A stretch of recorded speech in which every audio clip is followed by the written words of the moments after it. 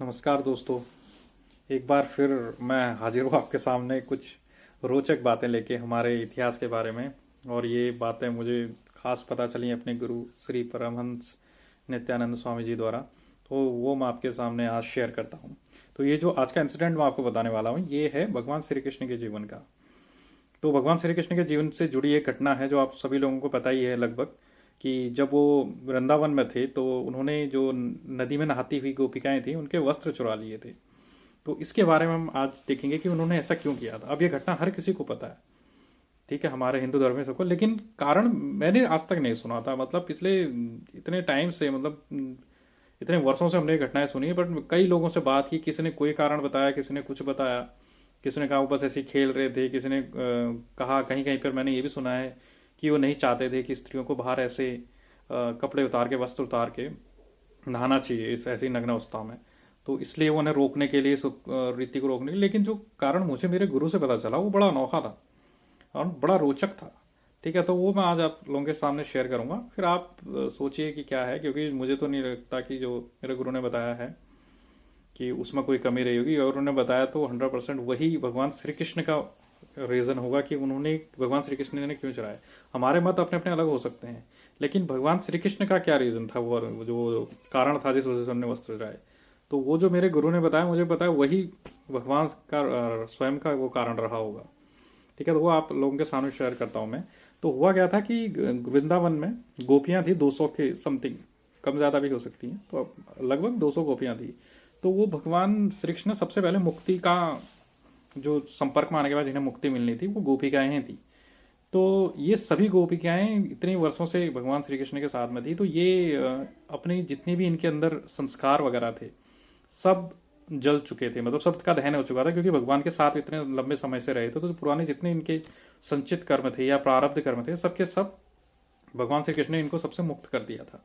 इनके द्वारा कभी इनको छेड़ के, वो छेड़ने का कारण क्या होता था, इनके जो पुराने बुरे कर्म हैं उनको खत्म करने के लिए। क्योंकि भगवान श्री कृष्ण ने इनको छेड़ के क्या कर रहे हैं, इनको मतलब बेसिकली दर्द दे रहे हैं, पेन दे रहे हैं। तो जो पेन रिलेटेड जो दुख है इनके, जो पुराने पिछले जन्मों के, वो खत्म हो रहे हैं भगवान श्री कृष्ण के द्वारा। मतलब इतनी छोटी सी घटना करके इनके बड़े बड़े कर्म दुखों वाले वो छीन रहे थे। फिर उनके साथ रासलीलाएं करते थे, नृत्य करते थे। तो वो सुख के जितने कर्म हैं, संस्कार हैं इनके, वो सब भगवान श्री कृष्ण उससे दहन कर रहे थे। तो धीरे धीरे धीरे धीरे करके भगवान श्री कृष्ण ने इनके सारे कर्म लगभग खत्म कर दिए थे, बस कुछ ही सिलेक्टेड ही बचे थे।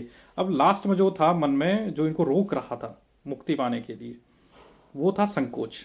अब इनके मन में संकोच का आप कोई कर्म नहीं है, ये आपकी मन की इच्छा है कि आप जो सामने मिलने वाला है उसको हाँ तो करो। मतलब अगर आपके मन में संकोच होगा तो चाहे आप कितनी बड़ी संभावनाएं, आपने अपने जीवन में भी देखा होगा, बड़ी बड़ी संभावनाएं आती है, लेकिन सिर्फ संकोच की वजह से हम उनको हाँ नहीं कह पाते, हेजिटेशन रहती है एक माइंड में। तो वो हर किसी को रोक रही थी। तो अब ये सब के सब तैयार थी। आपने देखा होगा कि भगवान श्री कृष्ण ने कुछ ना कुछ जुगत भिड़ा के किसी को कभी मटकी फोड़ दी, कभी कुछ परेशान करके उनके सारे दुखों के और फिर अच्छे कर्मों के सारे उनके मतलब कर्म छीन लिए थे। मतलब उनको कर्म मुक्त कर दिया था। उनको बस मुक्ति का में अब एक ये संकोच ही शेष था। तो इसके लिए फिर भगवान श्री कृष्ण ने ये लीला रची कि इनको अब मुक्ति तो उन्हें देनी है, तो कैसे दी जाए। तो जब ये तकरीबन 200 गोपिकाएं नहा रही थी, तब भगवान श्री कृष्ण ने इनके वस्त्र चुराए और पेड़ पे जाके बैठ गए। और वहां जाके इनको बोला कि अब बाहर आओ, अगर वस्त्र चाहिए तो बाहर आओ। तो वो बेसिकली कर क्या रहे थे कि वो चाह रहे थे इनके मन से जो संकोच है इनका और मेरे प्रति जो संकोच है वो टूट जाए। तो आपको यकीन नहीं होगा, 200 जो गोपिकाएं थी उनमें से केवल 8 बार आई। ठीक है, 8 बार आई।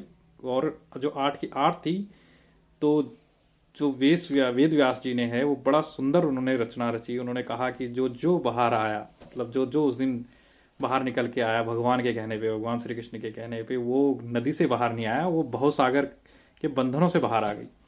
तो ऐसे करके 8 उसमें ने जो गोपिकाएं थी वो बाहर निकल के आई, जिन्हें अष्ट सखियां कहा गया भगवान श्री कृष्ण की। और वो सारी गोपियों में, 200 जो लगभग गोपियां थी, इनमें मुक्त होने वाली सबसे पहली गोपियां वो 8 ही थी, सबसे पहले। इसलिए भगवान श्री कृष्ण को सबसे प्रिय हुई वो, क्योंकि सबसे पहले वही मुक्त हुई। ऐसा नहीं कि बाकी लोग मुक्त नहीं हुई, फिर धीरे धीरे सबको मुक्ति मिली अपने अपने समय के अनुसार।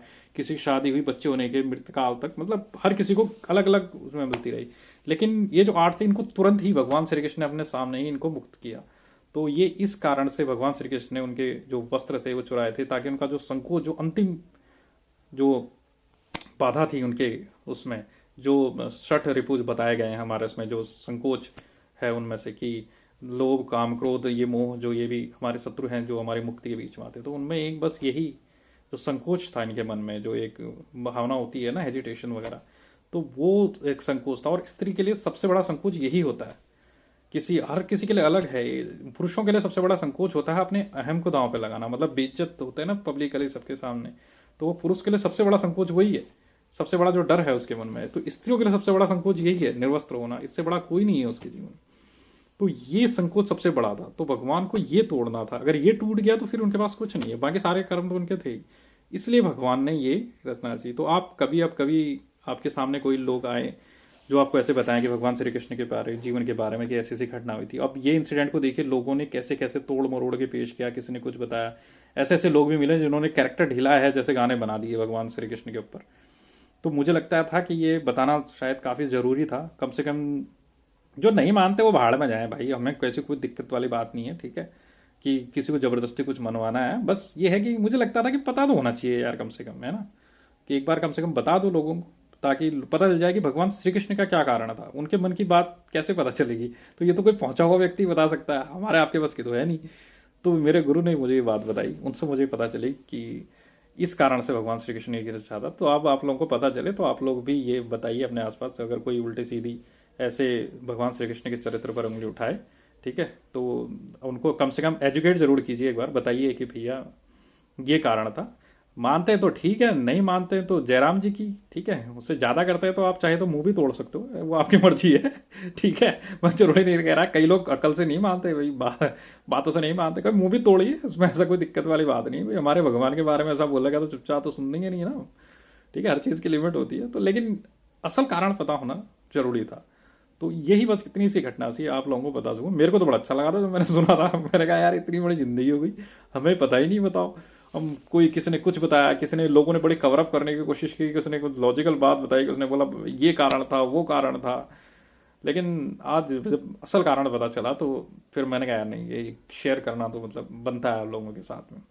कैसा लगा वीडियो बताइएगा कमेंट में, ठीक है। और बाकी ऐसे जैसी जैसी नई नई चीज़ें पता चलती रहेंगी आप लोगों को बताते रहूँगा, ठीक है। धन्यवाद, थैंक यू।